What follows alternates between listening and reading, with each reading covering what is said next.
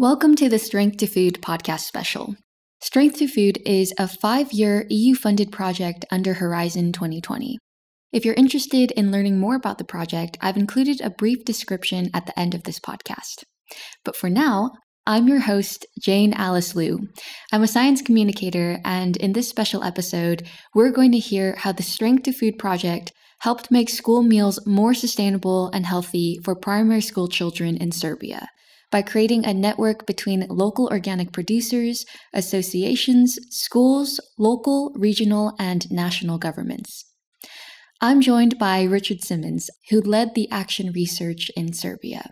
We discuss current issues with public food procurement and the challenges and successes in creating a shorter supply chain for more sustainable, healthy school meals. My name is Richard Simmons. I work at the University of Stirling. I've been an academic for around 20 years. Before that, worked in a number of different environments in the public sector and the charitable sector as well. I've had a long interest in issues around human cooperation and building cooperation. In this project, Strength2Food, it all kind of came together for me. And the bit that I've been involved in particularly has been some action research work where we've actually been going and trying to get something done on the ground in Serbia. So I've been going backwards and forwards to Serbia now maybe for around 10 years with various research projects, and grown to really love the country as well. So it's really nice to feel that maybe we're making a small contribution. So Richard, what have you been doing in Serbia with the Strength2Food EU project? A couple of things really. So we've been mainly working with schools, primary schools in particular, with the big objective really of trying to improve the quality of school meals for primary school children. And how does that look in practice? What we've been trying to do is to link together some of the ideas that we can improve the quality of school meals by enhancing the way that the food comes into the school. There's a system of public procurement of food. So we've been particularly interested in short food supply chains because that brings local producers into the equation. We've been particularly interested in food quality. So one of the mechanisms for food quality that we've looked at in Strength2Food has been looking at organic production. And so we've been able to bring that together, bring organic production and the way that schools are able to procure food so that together those things are improving the quality of school meals as much as possible. Right. So the goal of the project, at least for your program, was really much more focused on bringing sustainable and healthy food options to the primary schools. Very much so, and sustainable in so far as the more we're working with local producers, and that means that food isn't travelling a long way around the world to get to where it's going. That's got to be a benefit. And I suppose a side benefit from that is that it's good for the local economy too. So then, Richard, what are the challenges around creating sustainable and healthy school meals? Perhaps you can elaborate a bit about your experience with Serbian primary schools. In the work that we've done in Strength2Food in Serbia, we've got some evidence that the schools are doing their very best, really, to make sure that the children eat well in the school with the resources that they do have. But our analysis does show, having said that school meals tend to vary in quality quite considerably. And so we've noticed that there's often quite a bit of scope for improving them. In terms of the challenges, they come really from a lack of funding. It relies very much on parental contributions and perhaps some subventions from the local authority, but also a lack of nutritional expertise. So that in terms of both food quality and in terms of the quantity, portion size, and so on.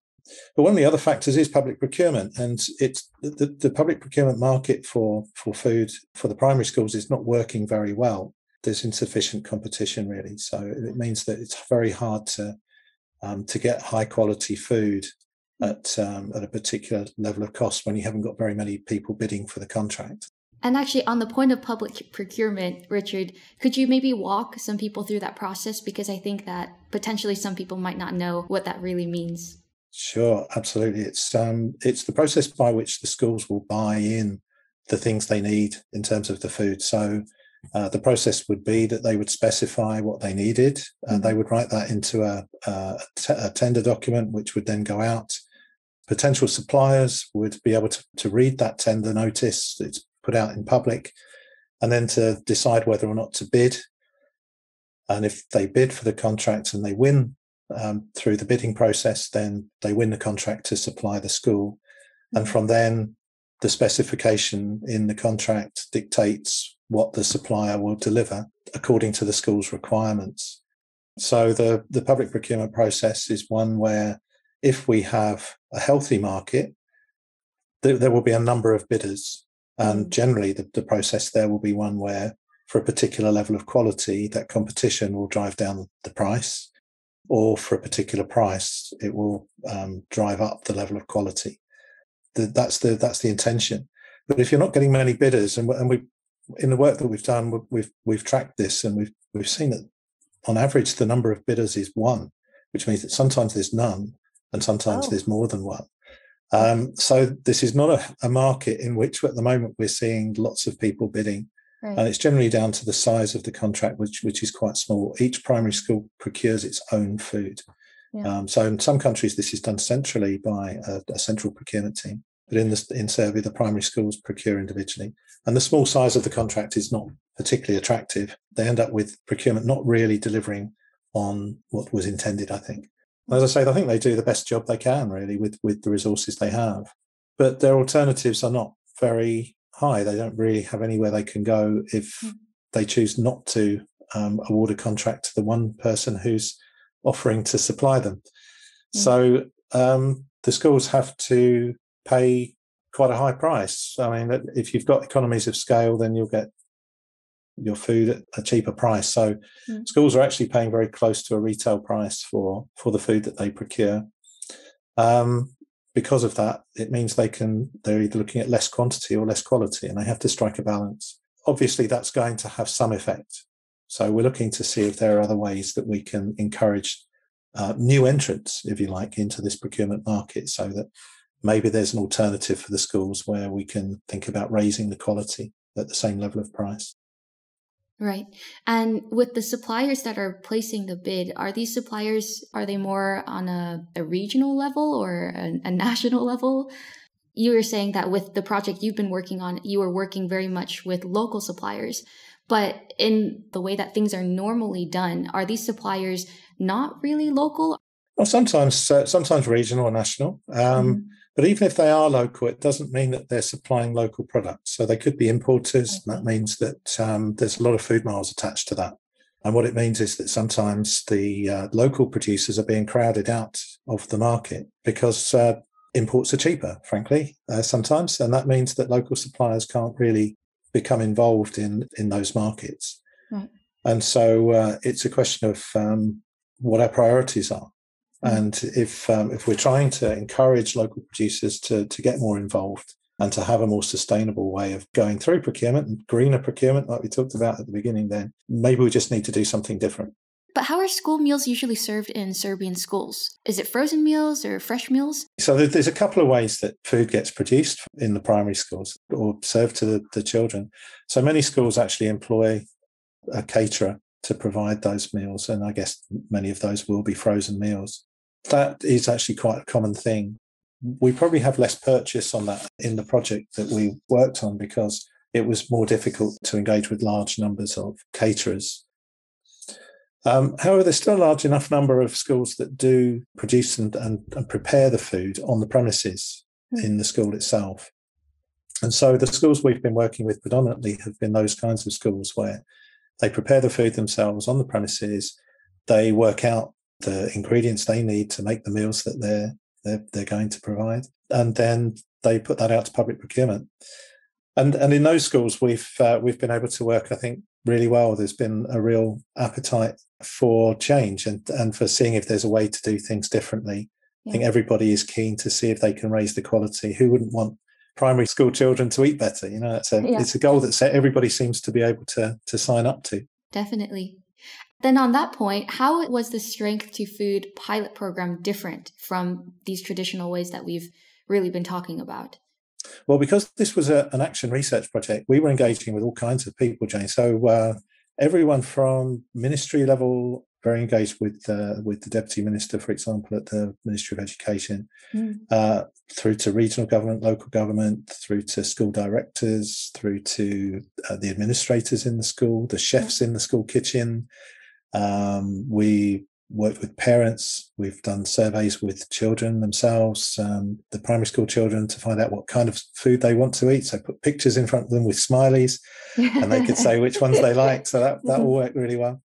So yeah, we've worked with a really large number of people, and this whole idea of improving the quality of school meals is a real rallying point for everybody. I think everybody's seen that at the moment I can't do anything on my own, but okay, sure, if someone's going to organise this and find a way forward, then we'll be part of that journey with you. So that's been really good, and that became really clear at we had these events called hybrid forums, and that kind of brought together all of these people, and they weren't really used to sitting next to each other. Amazingly, that everyone found real ways to recognise and respect what each other were doing. I mean, the commitment of some of the school chefs, for example, the people from the ministry just were bowled over by this. They had never really come into contact with people in that role before, and so for them to see the level of commitment to producing high quality food was really great. Everybody then sort of could see a role for themselves as we were talking to them and saying, if you did this, that would be really helpful. What do you think? People kind of, yeah, we'll sign up for that. So that was kind of this sort of genuine commitment to trying to do that. But obviously one of our other goals as well, in terms of why the Strength2Food program was different, was this idea that we wanted to explore the possibilities of putting together these short food supply chains, the idea that we could get local producers to get involved with public procurement in the schools, and to set up their own supply relationships. And how did you go about starting the process of shortening the supply chain for school meals? I think where we started is where you would expect a researcher to start, perhaps, which is we thought about who's out there already. Is there anybody that we can turn to that's already in a position to supply to the schools? Because if there is, there's no point doing anything particularly new. It's about finding ways to involve them in that market. So if they're not currently supplying, why aren't they? And can we get them more involved? So we took a good look around, and the first thing that we saw was that there was no obvious candidate for that. So we went to talk with some existing sort of major suppliers. We wanted to know whether or not they were bringing in their fruit and vegetable from local producers, and their answer was, it depends on the price. So there was no real commitment to bringing in local produce from local producers there, and no real incentive for them to do that. But did the local producers even consider, oh, yeah, maybe we can actually supply the primary schools? Is this even a thought that had entered their mind? No, I think this is the thing. This is what this project has done. There were some large cooperatives that brought farmers together. And we did contact them as well. So we went out to several of them. And they liked the price that the schools were offering, but they didn't like the fact that they were tiny, tiny quantities. So lots of these big cooperatives were already selling into much larger markets.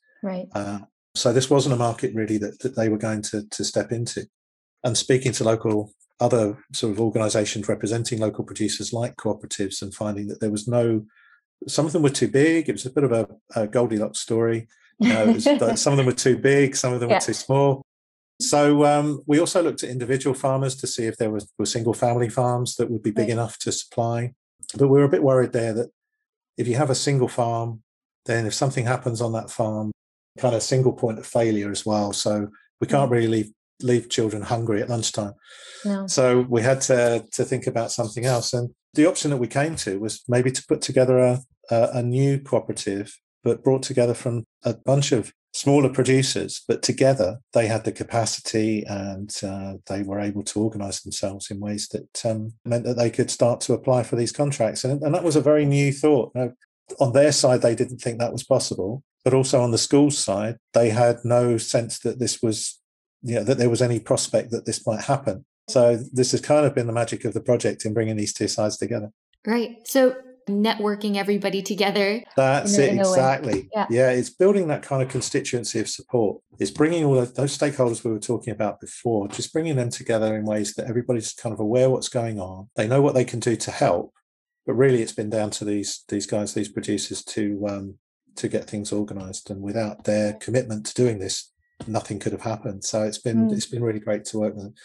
So we've approached a number of these producers, and some of them had started already to organize themselves into things like clusters and associations and things. So there was already some sense of them grouping together, particularly in the organic production field. But they hadn't really got as far as doing anything about the idea of building a cooperative. There had been a sort of an idea that they might get together and then supply to export markets, but that's a very cutthroat market to get into. And as a first step, really probably a bit beyond them. So having a good, reliable domestic market was something that was quite attractive. So when we spoke with them and said, what about supplying the schools? It's fairly small contracts, but if you get a number of those contracts, then that will add up to something more substantial.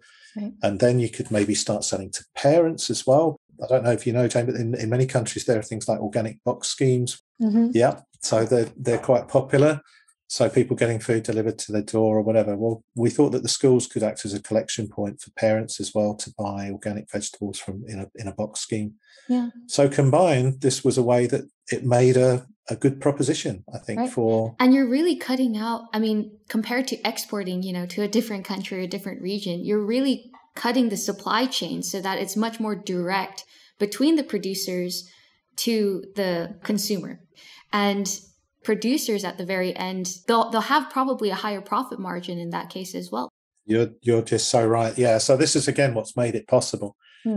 So actually, by selling direct to the school, we've cut out the middleman or middle people. So in terms of being able to make this affordable, because the price of organic vegetables is quite high in Serbia, and so the schools had always thought this was an unattainable goal, that there was no way. I can remember sitting with a group of 7 school directors and saying about trying to bring organic food into the school, and they all threw their hands up and said, that's impossible. I mean, you show us where these organic producers are who will sell to us and things. So nobody really thought that it would be possible at all to do this. But when we went and spoke with the producers, they were willing to say, we will supply at a particular level of price, because we believe in doing a good thing for our community. And that's one of the features that you often get with cooperatives, is that they're part of their community and they have this kind of sense of civic responsibility too. But really, yeah, I mean, the cutting out the middleman's been very, very important part of the success of this, because it has meant that what seemed impossible at the start became possible during the course of the project. So then how are meals prepared for the school children? I mean, earlier we had discussed frozen food, but of course these local producers are supplying fresh ingredients. Is there some kind of menu? Is there a variety? Absolutely. And one of the things that we've been trying to do is to talk with the schools and work out what kinds of things they know are popular with the children. Also, with our survey with the children, with the smileys and so on, we worked out what they like to eat. We also had a questionnaire with parents that they told us what they thought their children should be eating and gave us their attitudes to what they would like their children to do in terms of nutrition. So we had a lot of evidence. So we've used all that to put things together, along with other evidence from the project, into a food planning tool. It sounds quite bureaucratic, but actually it's really very much based on the research. So we looked at the kinds of meals that were currently being served in the schools, the things that children like to eat. We looked at appropriate portion sizes as well. So we measured plate waste, and we could see that for a particular portion size at a particular age group, there was a certain amount of waste. So that gave us an indication really of the kind of appropriate portion size. So rather than wasting food and giving children too much to eat. Right. That's a very important aspect of sustainability that is also often forgotten about. For sure. And very much a focus for what we wanted to do. So we put all this kind of information together. We also then looked at the nutritional value of the meals that were being served using a European nutritional database. And then we were able to plot ways that maybe those meals could be improved to be more appropriate in terms of quantity, but also to look at the nutritional value and find ways of substituting ingredients in ways that didn't affect the dish or whatever is being served in a way that was particularly noticeable, at the same time had a higher nutritional content. So I think this meal plan has been a real step forward. It's taken a lot of work from my colleagues at the European Training Academy in Serbia to put that together, but I think it's been very worthwhile. So if you're asking what kinds of food we'd like to see served in schools, then at the moment we're trying to put together some standard menus, if you like. The value of doing that, of having a standard menu, is, again, not to try and cookie cut the way we do things, but it has lots of other benefits for the particular system in Serbia, because each primary school is procuring its own ingredients. Right. If we've standardized the menus, that's a way that they can aggregate their demand, so that it makes it then perhaps more competitive in terms of the supply market. So we're trying to drive up the number of potential suppliers. Then one way to do that is to say that all the schools together, because they're preparing the same food, have the same requirements, and therefore whether they procure food together as a group or whether they still continue procuring individually, it doesn't matter. At least the suppliers know that they can aggregate a number of contracts, and then that makes things easier for them to know what to produce ahead of time, so that that helps them to keep their costs down. So I think one way or another, it has an effect on both sides, that we can improve the quality of school meals through the nutritional value, etc. And we can also improve the short food supply chain. Both our goals come together. How did these menus align with what the children enjoyed or didn't enjoy eating? Yeah, I mean, obviously, there were some things they didn't like to eat. And to be honest, fresh fruit and vegetables were fairly high on the list. You can probably imagine. Yeah. But in some ways, that's spinach not so popular. There were some things they did like to eat amongst fresh fruit and vegetables, having said that. But of course, in some ways, then we looked at how that was being prepared. So if you give a primary school child a whole apple, for example, they need to bite through the skin, and that's tough, and they find that difficult. But if you slice it for them, then it makes things a whole lot easier. So we actually put pictures of whole apples and sliced apples and found different results. So this is it's not just about whether they enjoy eating the actual food. It's about the preparation as well. Right. So in terms of the results, we were able to see some fairly clear pictures about what children like. And of course, it's about striking a balance, isn't it? But we've been able to combine vegetables in new ways, perhaps, as well. So with some of the dishes, vegetables are a bit more hidden. You put them in a nice tomato sauce like your pizza, and suddenly they're eating a lot of highly nutritious vegetables, but it's hidden in something else. The smileys were high for those kinds of meals as well. So it's really just a question of doing things the right way, putting vegetables into a lasagna or something like this. That kind of, it boosts up the nutrition, but it means that we have happy faces walking out. And how about meat? I know from former Serbian colleagues that meat was and is a huge part of the Serbian culture. How do you balance meat and sustainability in these menus? There's definitely meat on the menu. We would, don't think anyone would be very happy if meat was off the menu.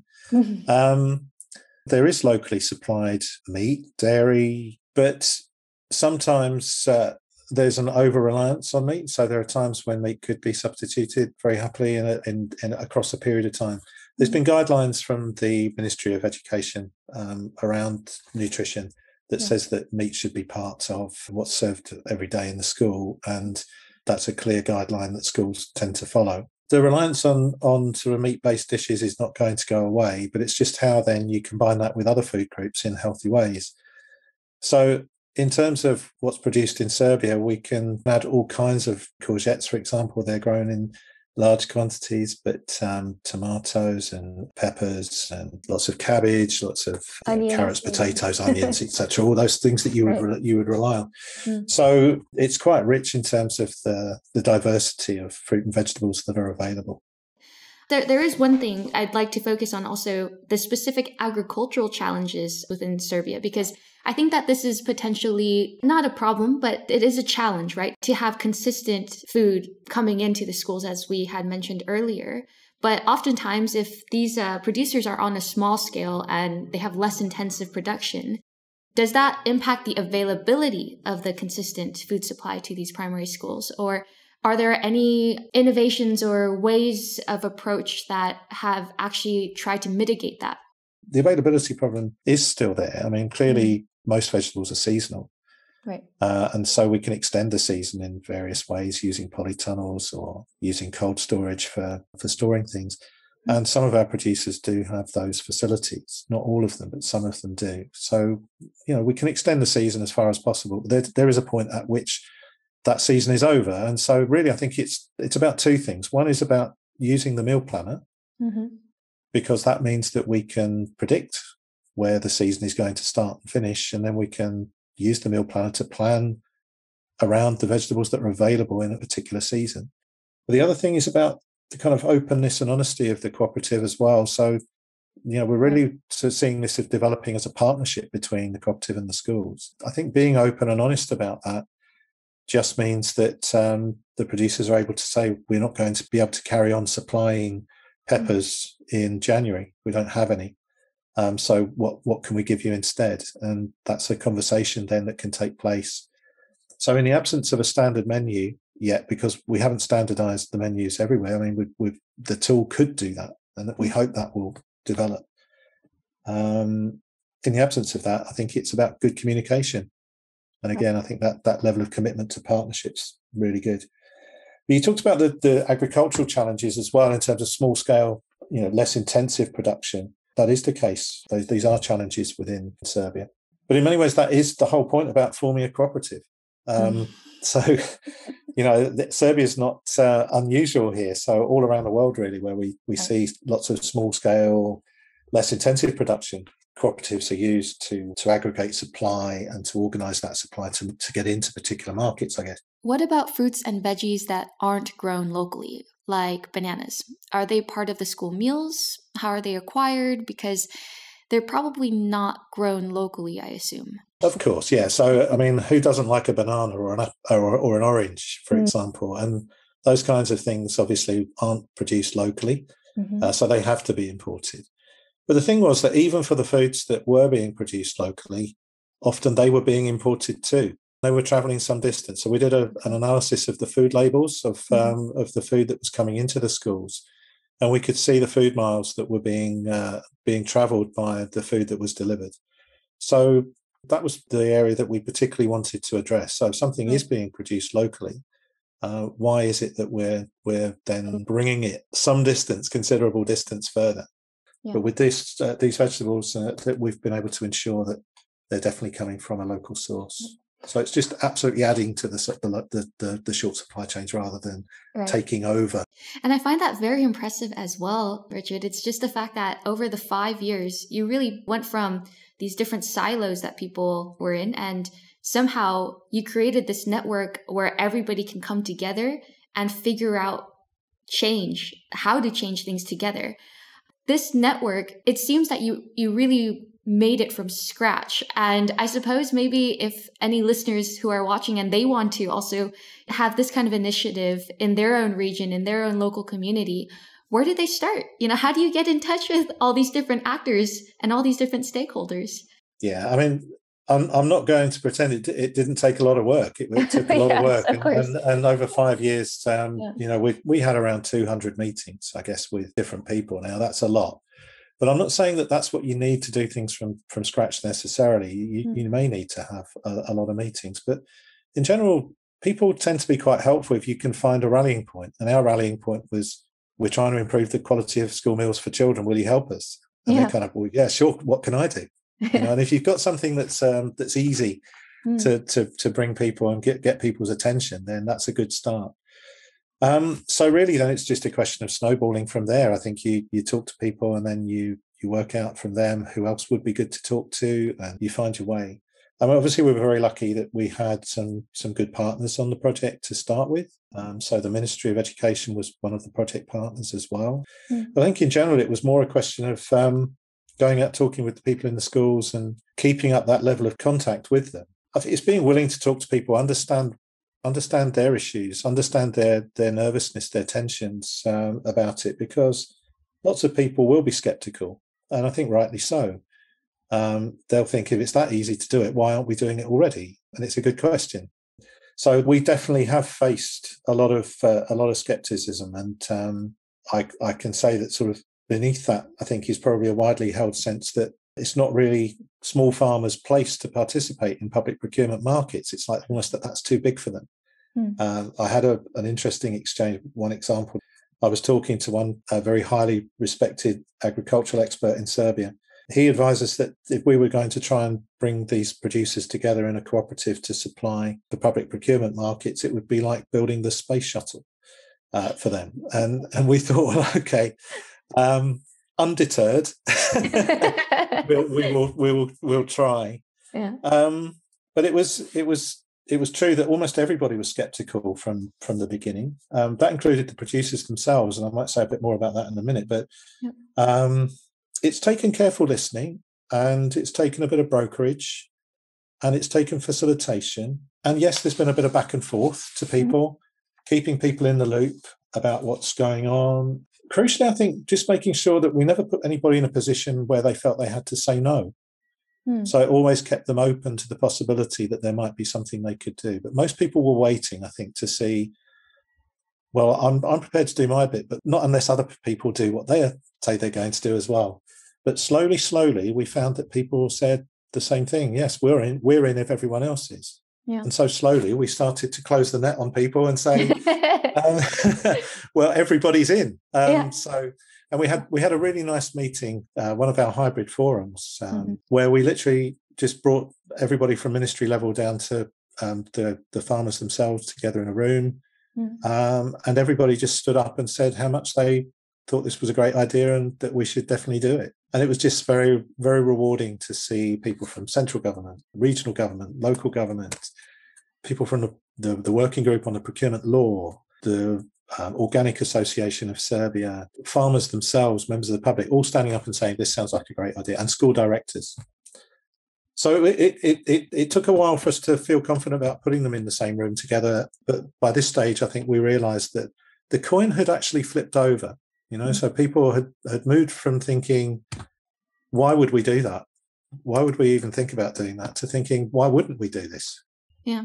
I mean, I think when it comes to change and doing things better or progressing in a way where it's actually helpful for the community, I think that it's funny when people are living separate lives in their own individual silos, that's when it's difficult. There is a lack of commitment there, but it sounds like from this project, from this example that you're giving, Richard, from the stories that you're telling me, it's just about bringing people together and listening.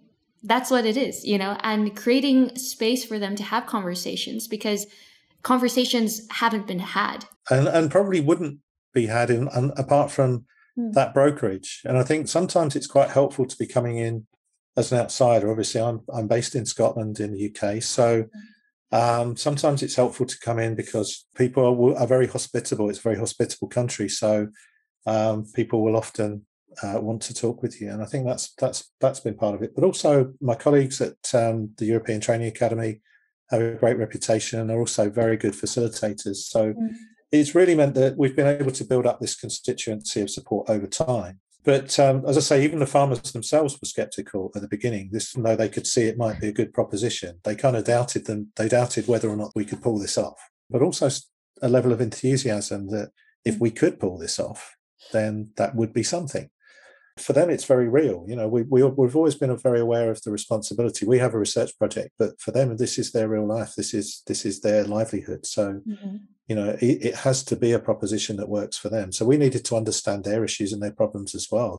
So I think having started those conversations, slowly, we started to introduce them to people who gave them more belief. So they met some school directors who were quite positive, and that gave them some extra motivation. They could see that the project was well connected in terms of links to the ministry and so on. So they felt that we didn't have an angle here. We were genuinely trying to help. that was the key thing.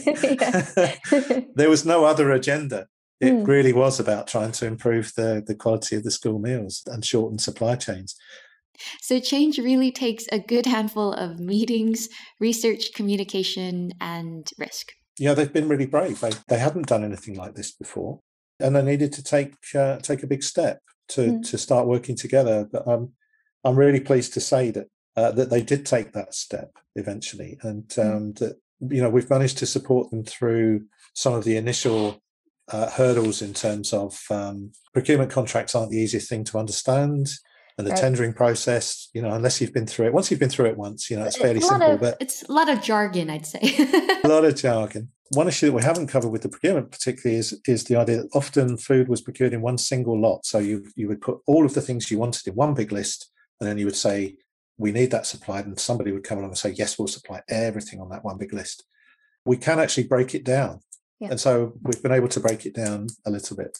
In the end, for them, it was, you'll help us with that. The other bits we can do. We've been happy to help them through the first steps. And incredibly, they formed in March 2020, finally registered as a cooperative, and they won their first contract in August. So that was really good. They had a few months to kind of get themselves organised. The first contract was won. And they've now been supplying on that contract for 6 months or so.